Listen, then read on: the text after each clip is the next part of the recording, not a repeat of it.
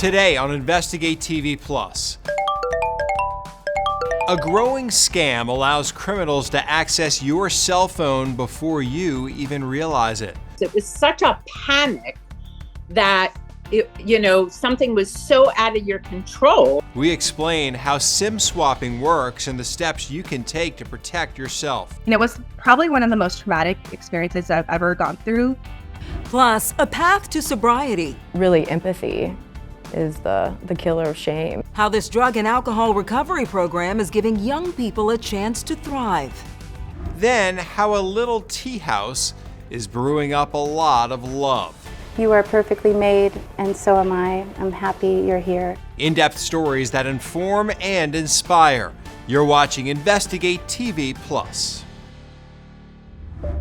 For many of us, our cell phone is our lifeline, and we can't go anywhere without it. I'm Lee Zurich. And I'm Tisha Powell, but a sinister scam allows criminals to seize control of your device, and you may not know it until it's too late. It's a cybercrime called SIM swapping. According to the FBI's most recent data, in 2021, more than 1,600 people lost a total of $68 million to SIM swapping scams. The scam doesn't just cost victims money, it also takes their peace of mind. Luckily, there are ways you can protect yourself right now. But first, investigative reporter Kristen Crowley has an in-depth look at how SIM swapping works and the price some pay.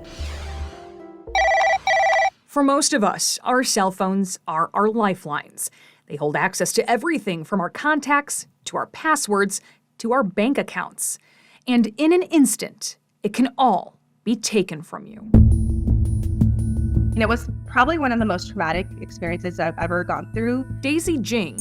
And I went, I'm being hacked. There's wire transfers. They're fraudulent. And Heidi Diamond are separated by more than 2,000 miles, but they're connected by one scam. Had you ever heard of SIM swapping before it happened to I'd you? never heard of this before. The FBI says many people haven't, and that's why when the crime starts, most have no idea what's happening until it's too late. What was your first clue that something was wrong? I realized, oh wow, like my phone doesn't work at all. At that point, she hopped on her laptop to contact her cell phone company, and that's when she realized she was being hacked. They changed the account name, the email address, and the phone number on file to my Capital One account. All because scammers took control of her phone. Here's how the FBI says SIM swapping works. It begins with identity theft. Scammers steal your information and convince your cell phone company they're you. They say their phone was lost or stolen and they need a new phone with a new SIM card activated with your phone number. Once that happens, all the information on your phone moves to the one in the scammer's hands, leaving your phone useless. An FBI agent we spoke with warned of the all-access nature of the scam and asked we not name him to protect his identity as an investigator. If that person has control of your phone number, then they also have the ability to access all those accounts that your phone number is tied to. And I didn't realize they were gonna start going after like the financial accounts. That's when it was really scary. It was such a panic that something was so out of your control. The scammers gain that access because SIM swapping bypasses one of the top protections experts suggest you use: two-factor authentication. If your bank texts or emails you a code, that now goes directly to the scammer, allowing them to reset all your passwords, access your accounts, and start to bleed them dry. That's exactly what happened to Heidi and Daisy. Someone posed as them and got each of their numbers assigned to a new phone. How much money was taken from you? Over $200,000. Just a few years ago, this scam was relatively uncommon. The FBI says that's not the case anymore. So the victims are growing. Growing exponentially. When it first started tracking this cybercrime from 2018 to 2020, the FBI says there were 320 SIM swap complaints for about $12 million in losses. But by 2021, there were 1,600 SIM swap complaints, and in 2022, more than 2,000, costing victims a combined $141 million. The spike is attributed to targeting cryptocurrency, but anyone can become a victim. What happens to these victims afterwards? Can they ever recover what's lost? Sometimes, if it's caught fast enough, it can be pulled back, but typically it relies on legal process like seizure warrants generated by us to try to go claw back some of those funds and try to return them to the victims. But oftentimes you may lose everything. Yeah, you may lose everything. So how can you protect yourself? Here's what the FBI says to do. The first step, don't overshare on social media.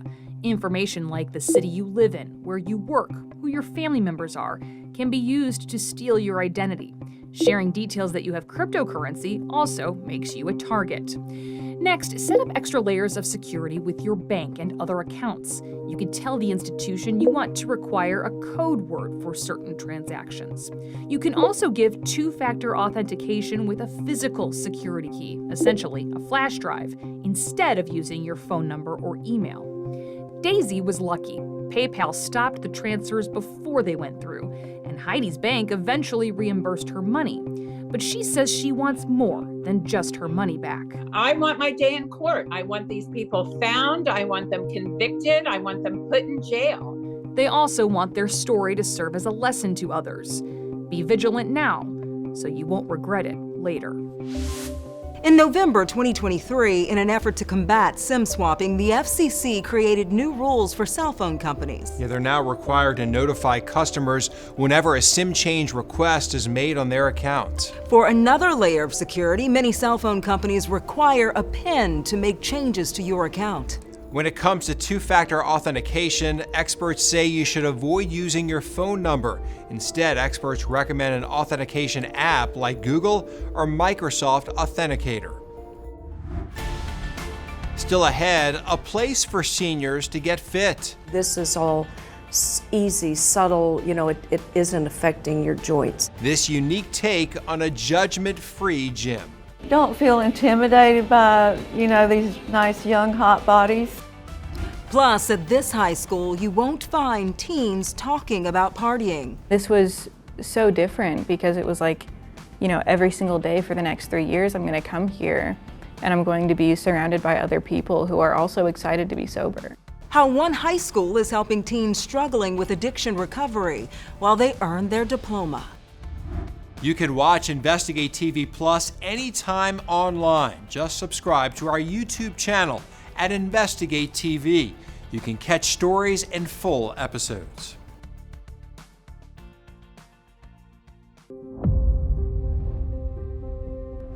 For teens who struggle with substance abuse disorder, a path to recovery isn't always clear. According to the National Center for Drug Abuse and Statistics, 1 in 8 teens abused an illicit drug in the last year. Almost 70% who go to a treatment center and return to their high school relapse within 6 months to a year. That's according to the Association of Recovery High Schools, which helped establish the dozens of high schools that help students on their path to sobriety. Reporter Adrienne Thomas takes us inside a recovery high school in Portland, Oregon, and shows us how it's having a profound impact on students. Harmony Academy isn't an ordinary high school. In addition to a high school diploma, it helps teens like Sammy Ems get sober. This was so different because it was like, every single day for the next 3 years, I'm going to come here and I'm going to be surrounded by other people who are also excited to be sober. After losing her father in her early teens, Sammy turned to alcohol. The drinking got her in trouble, both in and out of school. Then she got accepted into Harmony, a recovery high school. There are classes, like any normal high school, but we also have recovery groups. In addition to Oregon State education standards, founder Sharon Dursey Martin says students undergo group and individual recovery sessions with trained mentors. Basically, they're creating a situation where young people can show up and say what's going on with them without getting in trouble, without having somebody be shocked. What did it feel like for you to be seen and met where you were at by that kind of environment in a recovery high school? It was kind of uncomfortable. When you're a kid and you're doing the wrong thing, your parents don't trust you anymore. And, I didn't have trust anywhere in my life until I went to Harmony. And it was like, here are all these people who, you know, think like me and feel like me and have gone through the same things as me. Dercy Martin says tuition is free, and students are usually referred by the juvenile justice system oftentimes after already getting kicked out of school. There's a lot of kids that are coming here depending on their background that have had school trauma. You know, kids of color have disproportionate discipline, so they might not trust the school administrator. What's been exciting, she says, is seeing students take charge of their education and being motivated to teach other kids about harm reduction. The young people here designed their own workshop to teach each other about how to do overdose reversals. And so now you have these people that were like in danger of dying from their drug use, and now they're conscious and they're capable and they're service-minded and they care about each other, and they taught each other how to do this life-saving thing. The school's success shows in graduation rates. In 2019, during Harmony's inaugural year, every one of its students graduated. Today, its graduation rate is 80%, the same as the statewide average. So these kids with all the trauma and all the, you know, their high ACEs scores and the drug use and the co-occurring disorders and all the things going against them, they had enough protective factors that they'd built up and enough recovery capital that they were doing as well as the rest of the population. For parent Chelsea Gold, Harmony isn't just helping her daughter get a diploma. She says it helped save her life. It was like I could breathe because there really wasn't anything out there. You know, she would run away and I would call the cops to, you know, like help. And there really wasn't anything. For students, alumni, and their families, recovery high schools create a path to healing they otherwise may not find anywhere else in society. And she found the people that saw her for who she was, and she wasn't judged by maybe things that she had done in her past or anything that had happened, but who she is as a person and who she is on the inside. And really empathy is the killer of shame. A lot of kids that need this service, you know, they're gonna have a safe space that they might not have had at home either. Harmony Academy currently serves about 30 students. In August 2023, Oregon lawmakers set aside millions of dollars so that over the next 5 years, up to 9 more schools can be created across the state. The Association of Recovery High Schools defines a recovery high school as a secondary school where therapy and education coincide to help students struggling with addiction to receive a diploma or GED. The association's co-founder and Vanderbilt University professor Andy Finch says starting that conversation about drugs and alcohol with your child early on is key. I think sometimes we wait too long as parents. We think, oh, this is something I need to worry about in high school. But the reality is most of the kids that end up attending a recovery high school report having started drinking or using, you know, late elementary school, maybe 10 years, 11 years old. And then it's accelerated just beyond that. Here's what experts say parents can do right now. Model responsible alcohol use. Take advantage of teachable moments. If you see a character in a movie using drugs, talk to your child about what it does to a person's body.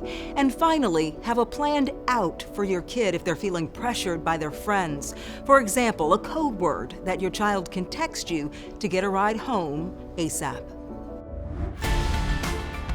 Still ahead on Investigate TV Plus, Sip and Send.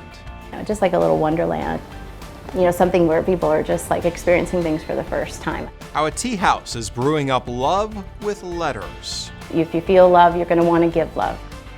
Plus, at this gym, you won't find any spring chickens. Which is a good thing. How a gym by seniors for seniors is lifting the bar when it comes to fitness. It makes me feel very proud of myself for continuing to follow through with something. I'm Viv Williams with a medical Mythbuster moment. The myth: if your baby doesn't sleep well through the night, they'll have bad sleep habits as adolescents and adults. That's not true. When babies are born, they do not know what planet they're on. They don't know if this is a 24-hour planet or a 36-hour planet or an 18-hour planet. University of Minnesota sleep medicine specialist Dr. Michael Howell says you have to help babies set their circadian rhythms. How? By exposing them to light in the morning, darkness in the evening, and practicing consistent bedtime routines. Experts say this should help them develop good sleep habits lasting into adulthood. With this medical Mythbuster, I'm Viv Williams.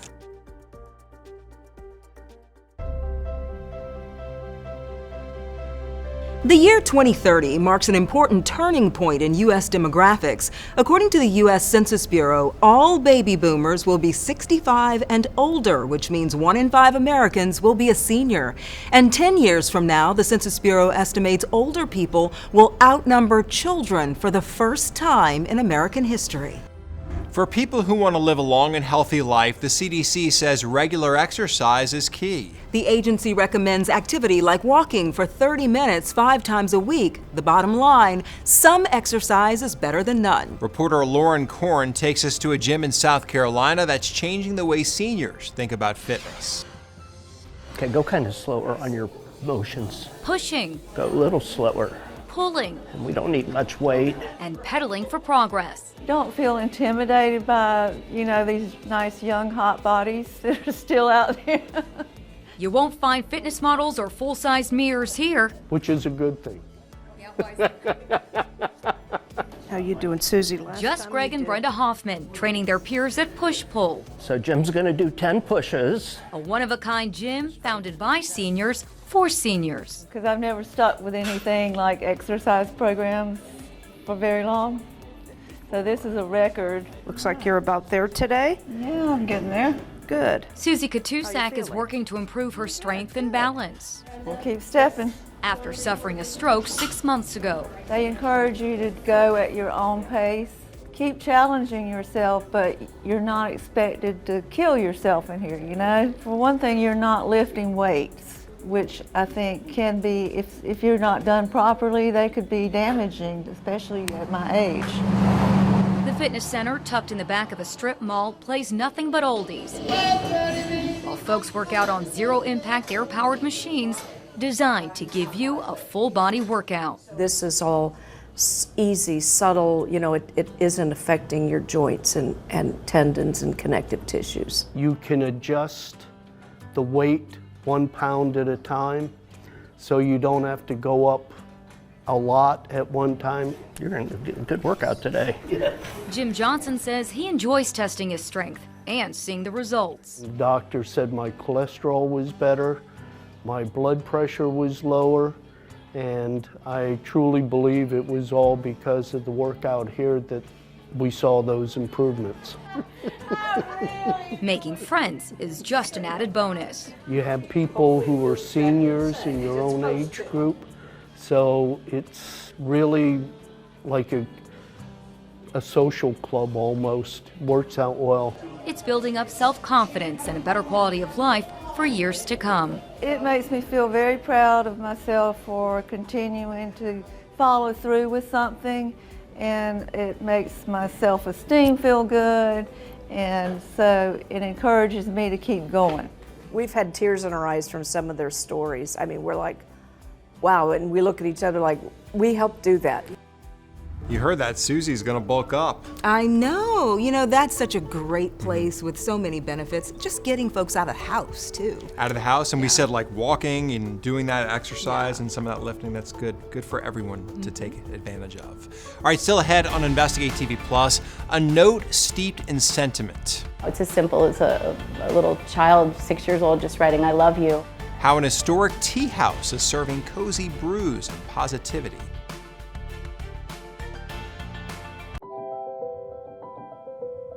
In one of history's most famous love letters, composer Ludwig van Beethoven wrote in part, quote, "My thoughts go out to you, my immortal beloved, ever thine, ever mine, ever ours." Did I deliver that okay? That's so sweet. Oh, listen to you. I'm turning to mush. I'm going to go home to Jenny and recite that, Yes. see what she thinks, my wife. Bring roses, too. Yeah, exactly. She'll probably laugh in my face. All right, Beethoven, who wrote the letter in 1812, never revealed the identity of his immortal beloved. A tea house in Georgia has carved out a space for customers to leave their own letters of love and hope. Sometimes it's the little things that become big things, the big things that become reminders that there is plenty of good left in this world. Every letter here in the front room of Tallulah 1882 is proof of that. You are perfectly made, and so am I. I'm happy you're here. The shop is family owned. They operate out of the old Tallulah Falls Railway and Depot, a connection point that has now become a metaphor for the way this business operates.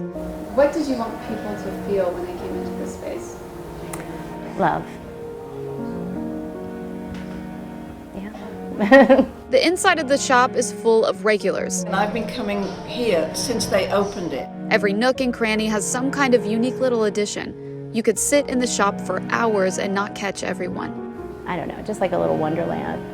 You know, something where people are just like experiencing things for the first time. The love letter station is hard to miss.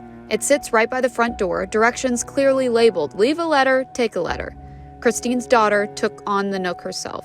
If you feel love, you're going to want to give love. Mothers write children who have passed on. People write their lovers. People write strangers. People write to themselves. People write to ask for forgiveness. Love means so many things all at once. It's as simple as a little child, 6 years old, just writing, I love you. This shop is known for tea, coffee, pastries, and love letters. Many of these letters are full of words that for whatever reason have not been said in person. They're being said now. To every customer who sits down to read the table of letters, write their own story, pass it along. And that's it for us on Investigate TV Plus. I'm Tisha Powell. And I'm Lee Zurich. Thanks for watching.